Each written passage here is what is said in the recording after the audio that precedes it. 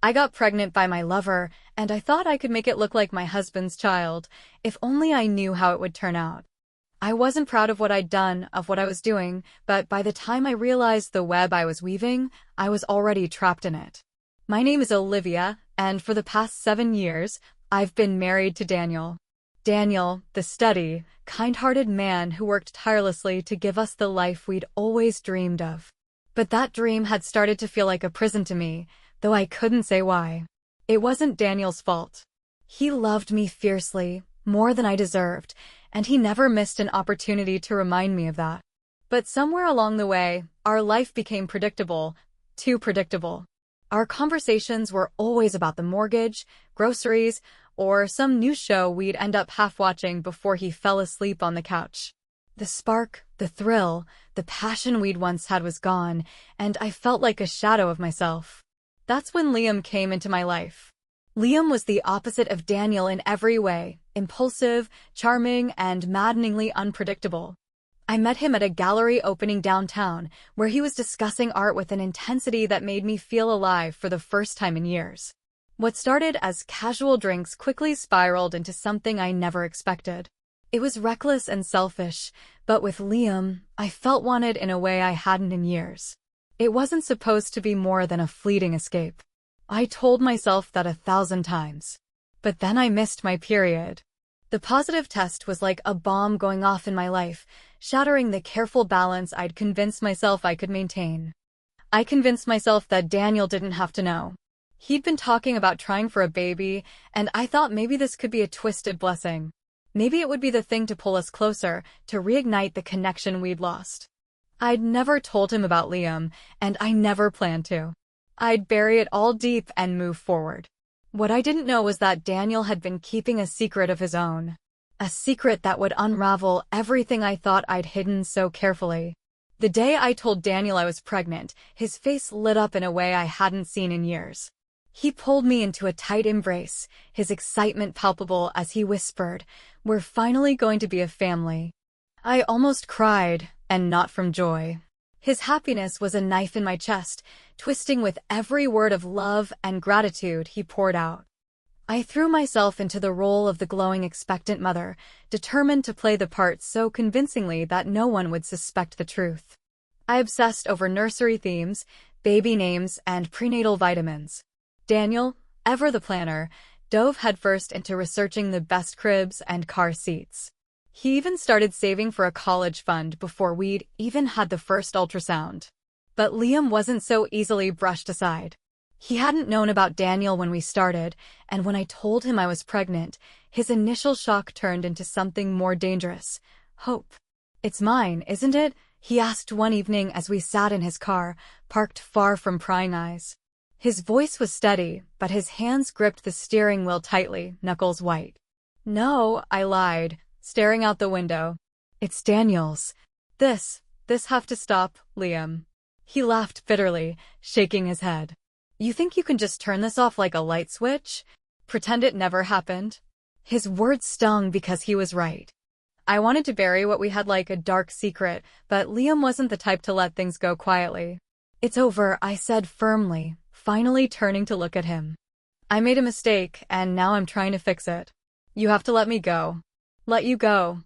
His voice rose, and I flinched. "What about me, Olivia? What about us? You think I can just walk away knowing there's a child out there that's mine? That you're raising with another man?" The air in the car was suffocating. For a moment, I was terrified he'd make a scene, but instead, he drew in a long breath and softened his tone. "I deserve to be in their life," he said. "You can't just shut me out." I didn't have an answer for him. I couldn't promise him anything because every word I'd said to Daniel about our little miracle would become a lie if the truth came out. Weeks passed, and I thought I'd managed to put Liam behind me. He'd stopped calling, stopped showing up at places I might be. I started to believe he'd accepted my decision. Then came the doctor's appointment. Daniel insisted on being there for the first ultrasound. I hadn't wanted him to come. I couldn't explain why, but something about him being there made my chest feel tight. Still, he held my hand as we sat in the sterile room, waiting for the technician to come in. When the grainy image of our baby appeared on the monitor, tears filled his eyes. "Look at that," he said softly, squeezing my hand. "That's our little one." I tried to smile, but all I could feel was a growing sense of dread. The moment we got home, Daniel seemed different. The warmth in his expression cooled ever so slightly, replaced by something guarded. He kissed me on the forehead and excused himself, saying he had work to catch up on. I chalked it up to stress. But over the next few days, his demeanor continued to shift. He was quieter, more distant. I asked if something was wrong, but he brushed it off, saying he was busy with a new project. I wanted to believe him. That illusion shattered one night when I came downstairs to get a glass of water and found him sitting at the kitchen table, his head in his hands. "Daniel?" I asked, my voice trembling. He looked up at me, his face pale. "I need to ask you something," he said. My stomach dropped. "Okay." He hesitated, his eyes searching mine. "Is this baby really mine?" The words hit me like a slap. I froze, every nerve in my body screaming at me to deny it, to lie, to do whatever it took to salvage the story I'd built. "Of course it's yours," I said, my voice steadier than I felt. "Why would you even ask me that?" He didn't respond at first. Then he stood and walked to the counter, opening the drawer where we kept old paperwork. From it, he pulled a folded piece of paper and handed it to me. "I wasn't going to tell you this," he said quietly, "but I had a vasectomy 4 years ago. I didn't think it mattered because we weren't ready for kids back then. But now," he trailed off, his voice thick with emotion. The room spun around me as I stared at the paper. A medical certificate. A date. His name. I tried to speak, to come up with some way to explain the impossible, but nothing came. The look on his face, the heartbreak, the betrayal, was worse than anything I could have imagined. "You lied to me," he said, his voice barely above a whisper. "Daniel, my voice cracked, and the tears finally came. "I didn't mean for this to happen." He shook his head, stepping back as if my presence repelled him. Don't say another word. I can't even look at you right now." Daniel's words hung in the air, cutting through the silence like a blade. I watched him walk out of the kitchen, his shoulders heavy with the weight of what I'd done. My feet felt like they were cemented to the floor, and my mind raced, trying to think of what to do, what to say, how to fix the wreckage I'd caused. For the next few days, Daniel avoided me. He slept in the guest room, left early for work, and came home late. When he was in the house, his presence was cold, distant, and unrecognizable. The home we'd built together now felt like a stranger's house, empty and hollow. I thought I could manage the situation, that I could find the right words to make him understand. But every time I tried to approach him, he'd shut me down with a single look. It wasn't anger, it was pain.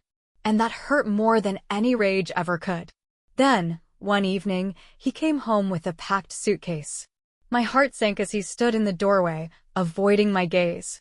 "I'm going to stay with my brother for a while," he said quietly, his voice devoid of the warmth I'd once known so well. "Daniel, please," I pleaded, tears streaming down my face. "Don't do this. We can work through this. I love you. I made a mistake, but—" "A mistake?" He cut me off, finally looking at me. His eyes were bloodshot, his face a mask of exhaustion. "A mistake is forgetting an anniversary or saying something you don't mean. What you did wasn't a mistake, Olivia. It was a choice. And it wasn't just one choice.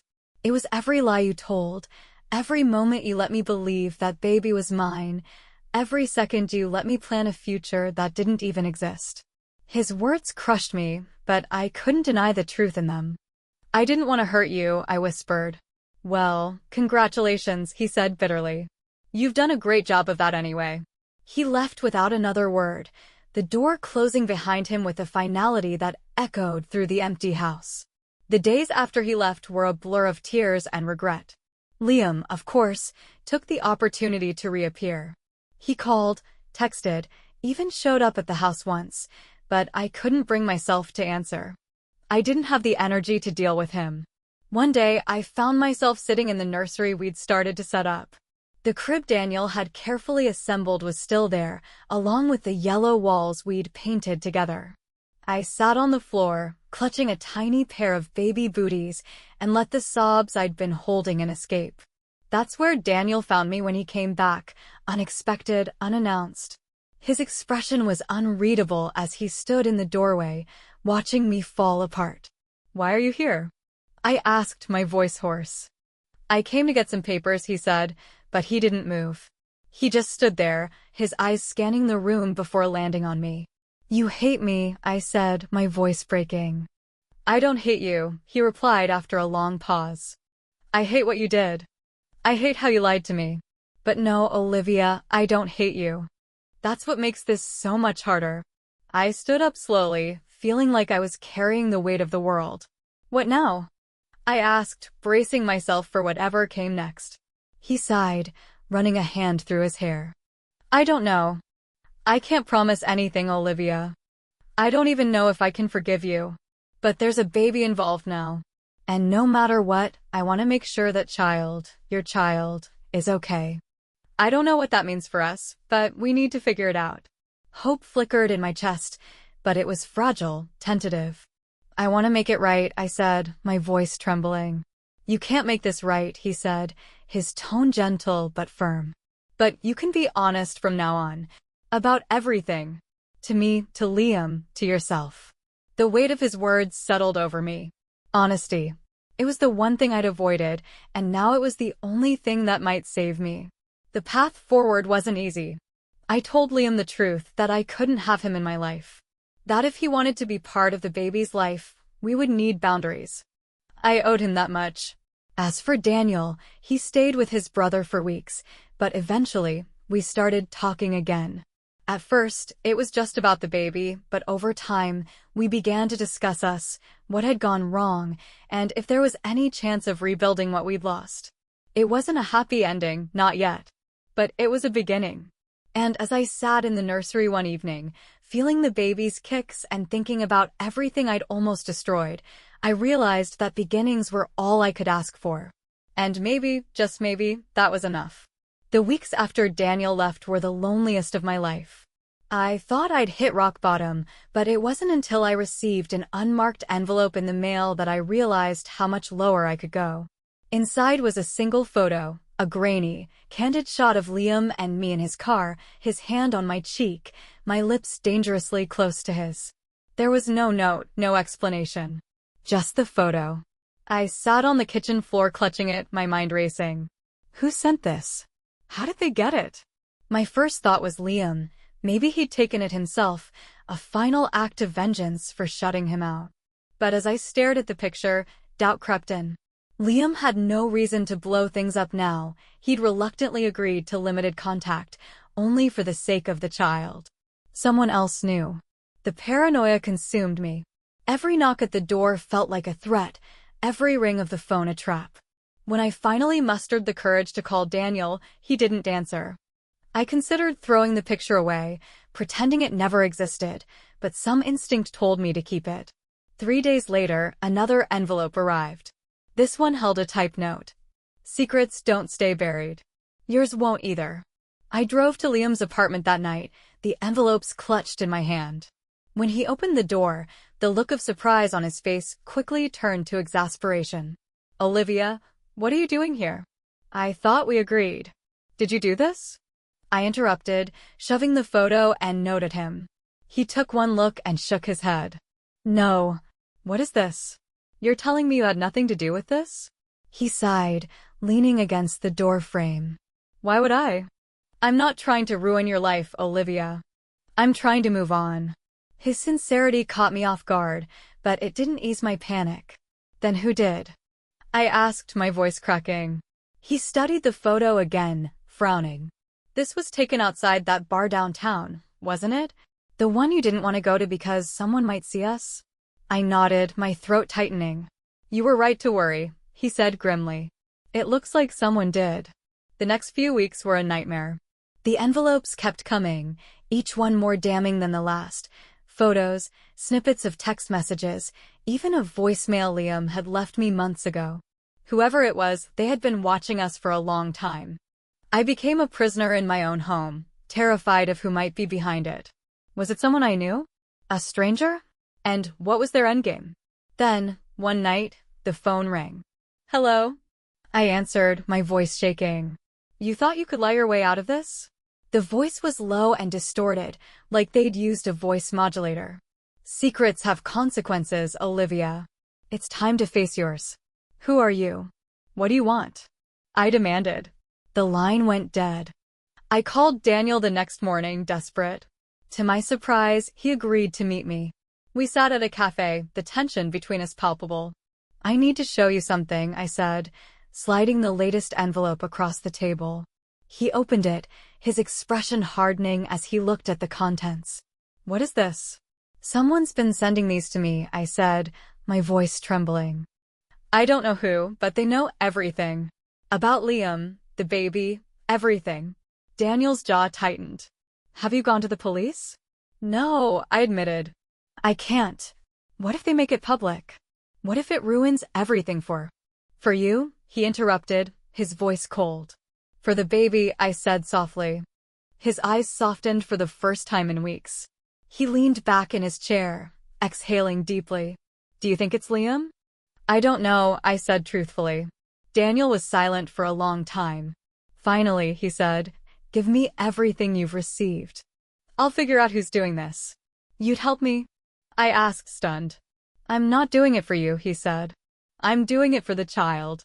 No matter what, they don't deserve to be dragged through this. Daniel threw himself into investigating the source of the blackmail, and for the first time in months, we were united in a strange, uneasy way. Together, we traced the photos back to a private investigator, hired not by Liam, but by Daniel's business partner, Owen. Owen, who had once been a close friend to Daniel, had been harboring resentment for years. He saw Daniel's success as a threat and thought exposing the affair would destroy him personally and professionally. When Daniel confronted him, Owen didn't deny it. I wanted you to suffer, he spat. You always act so perfect, like you're untouchable. I wanted everyone to see you for the fool you are. Daniel handed over the evidence to the police, ensuring Owen couldn't use it against us again. In the end, the truth came out, but not in the explosive way I'd feared. Daniel and I stood at a crossroads, raw and broken, but with the smallest glimmer of understanding. I don't know if I can forgive you, he said one night, his voice heavy with emotion. But I'm willing to try. For the baby. And maybe for us. It wasn't a promise, but it was enough. Months later, as I held my newborn son in my arms, I looked at Daniel, standing awkwardly by the hospital bed. His eyes met mine, and for the first time in what felt like forever, I saw a spark of something I thought I'd lost forever: hope. Our story wasn't over, it was just beginning again, rebuilt from the ruins of betrayal and pain. Whether it would stand the test of time, I didn't know. But for now, I was willing to try. And so was he.